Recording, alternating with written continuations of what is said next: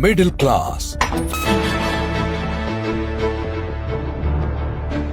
ये वो लोग हैं जिन्हें देश की रीढ़ की हड्डी तो कहा जाता है, लेकिन इसमें हमेशा दर्द होता था। आजादी के बाद देश की इकोनॉमी बढ़ाने में सबसे ज्यादा टैक्स मिडिल क्लास ही देता रहा। इनकी कमाई का लगभग आधा हिस्सा सरकारें टैक्स में काट लेती थीं। मिडिल क्लास खुद को अभागा मान रहा था। पहले की सरकारों का पूरा फोकस टैक्स से अपना खजाना भरने पर होता था और मिडिल क्लास को टैक्स में रत्ती भर राहत की उम्मीद नहीं होती थी।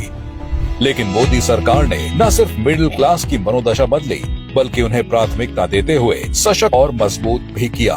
मोदी 3.0 सरकार के पहले बजट में वो हुआ जो आजाद भारत में कभी नहीं हुआ था। ये हर भारतीय के सपनों को पूरा करने वाला budget. I present the budget for 25-26. I am now happy to announce that there will be no income tax payable up to income of 12 lakh rupees.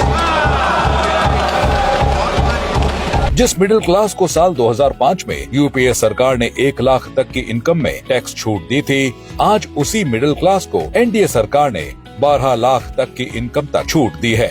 अब 12 लाख तक की आय तक कोई टैक्स नहीं है। 36 जीवन रक्षक औषधियों को मूल सीमा शुल्क BCD से पूर्ण छूट वाली औषधियों की सूची में शामिल किया गया। साथ ही मिडिल क्लास के सपने को पूरा करने के लिए Swamih special window for affordable and mid income housing योजना के तहत 50,000 घरों का निर्माण पूरा हो चुका है। इस साल 40,000 और घर बनकर तैयार होंगे।